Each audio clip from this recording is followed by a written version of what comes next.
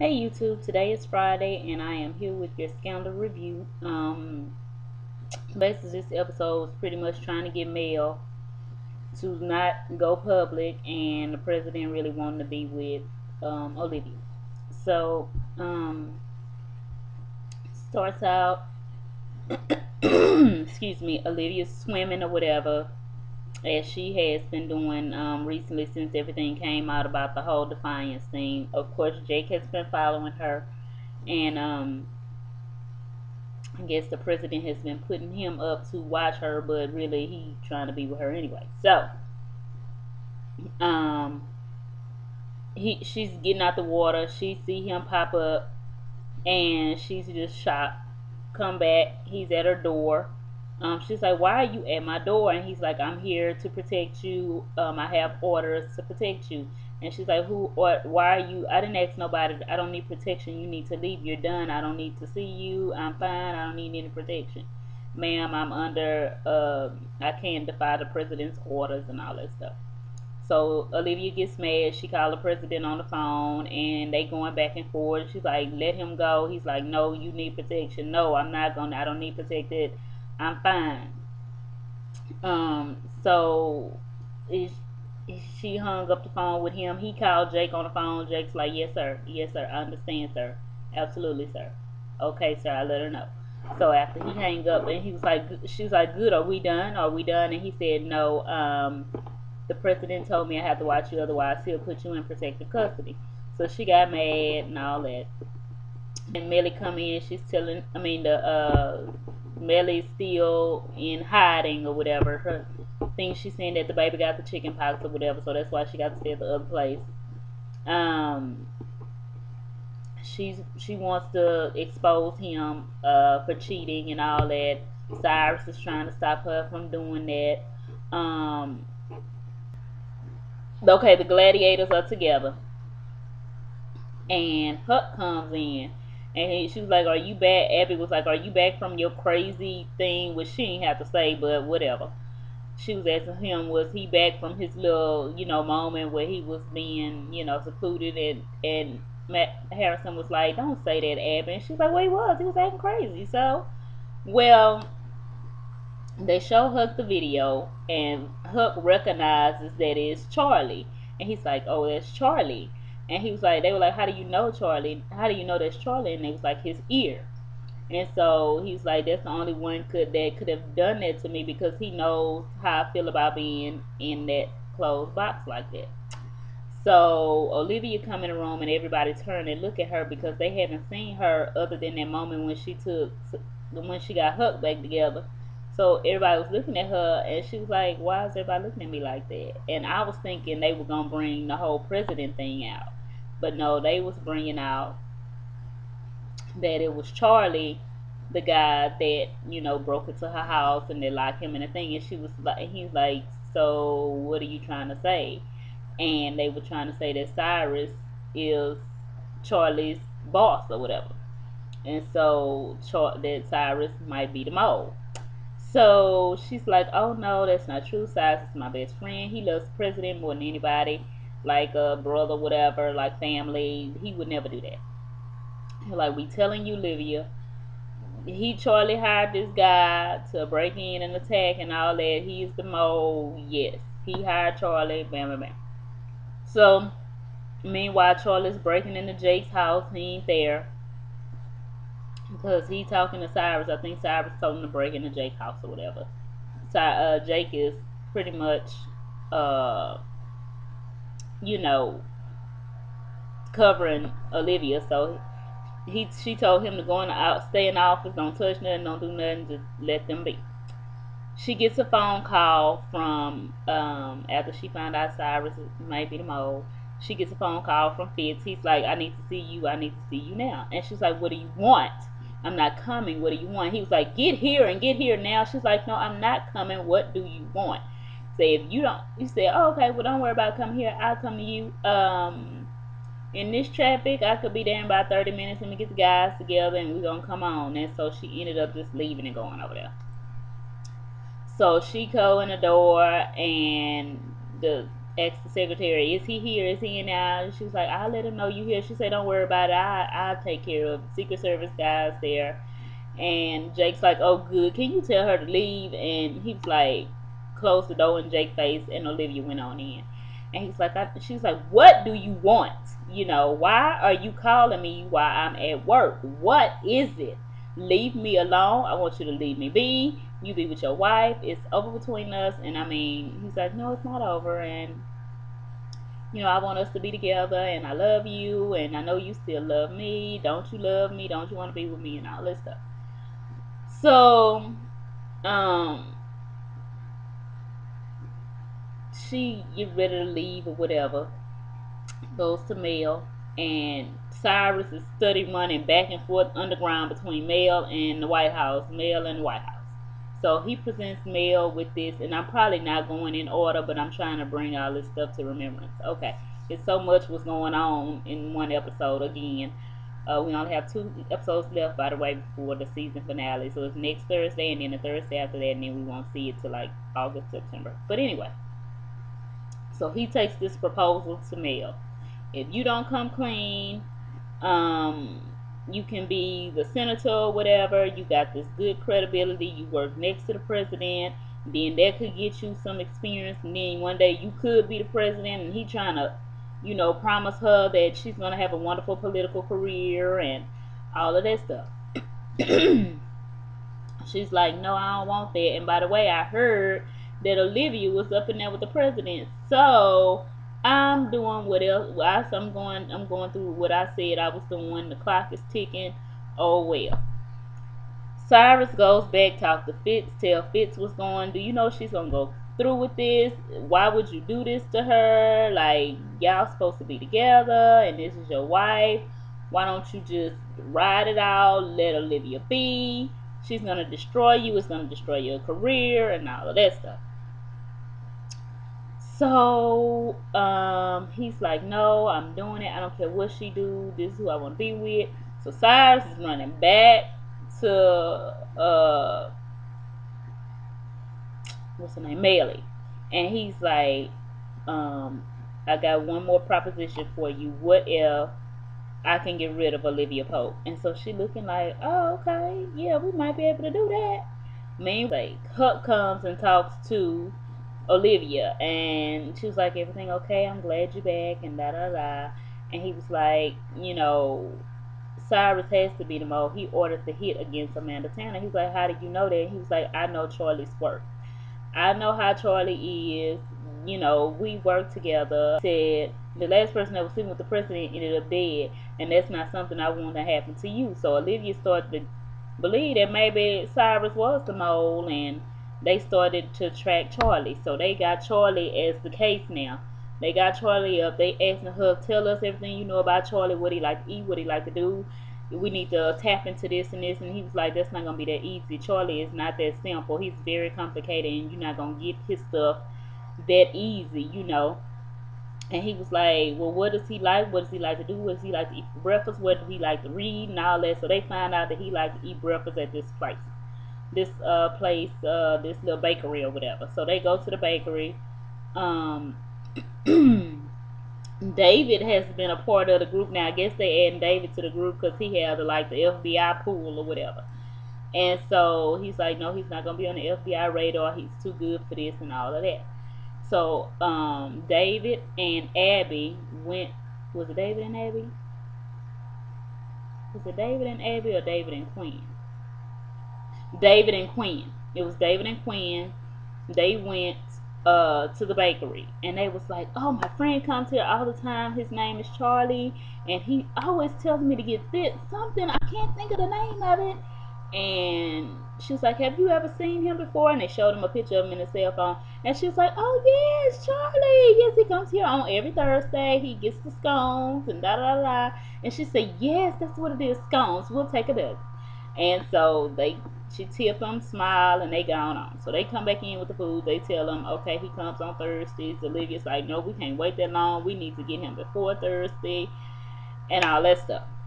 Cyrus had the president's secretary to call Jake and tell him to come. and away from his guard to duty. And she's like, "Are you sure?" And he's like, "Yeah, I'm sure." And he's like, "Yeah, I want you to come see me. The president want to see you. He wants to see you now." He's like, "Are you sure?" He's like, "Yeah, I'm sure. Come on."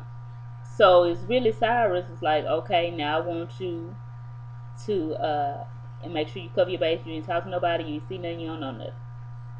So he left Olivia's place or whatever. Um, and he meets up and he sees Cyrus there. Him and Cyrus exchange some words. Meanwhile, Jay goes back, see Cyrus at Olivia's place. Um, they threaten to expose each other's secret before Cy leave. Olivia let Jake in, and they tell secrets about each other. She was like, "What?" He was like, "I came and broke into your apartment, took all the evidence, and there was a lot of evidence and all that stuff, and I'm working undercover for something. Now you need to tell me a secret about you." And why do she's like, he say, "Do you think that Cyrus is the mole?" And he's like, "No, Cyrus is my best friend. He never do anything like that. He loved the president and all that stuff." And he's like, "Cyrus is the mole." And he's like, "No, Cyrus can't be the mole." And then she think about it more and more, and she was like, "Maybe he is the mole, but I would never think that he would be disloyal to Fitz." So Jake asks Olivia, like, how deeply involved is she with the president? And he's like, "I just need to know, how deeply involved is this? Are you?" And so she just kissed on him and kissed on him, and she said, "It's I don't know what you're talking about. I'm not involved with him at all." She tried to like throw him off, and in a way, she kind of didn't really want to be with the president anymore, but she tired of people, I guess, bringing it up. So goes Cyrus in the bed. James come in and he was like, "Honey, and he's like, "Oh, I'm sorry, you want me to go sleep in the guest bedroom?" He was like, "No, I don't want you to go sleep in the guest bedroom." And he was like, "Why don't you know, sleep with me?" And they start kissing, y'all. So he was happy because Cyrus got him this new job interviewing the president or whatever, the president's wife. He tried to convince the president that Melly is serious and it's about to be a nuclear attack on the TV when she do this. And Fitz is like, "I don't care, whatever." And he considers it before he leave, and then all of a sudden he leave, and I'm thinking he leaving to go talk to Melly. No, he leaving pop up at Olivia though. Baby, that was too funny to me.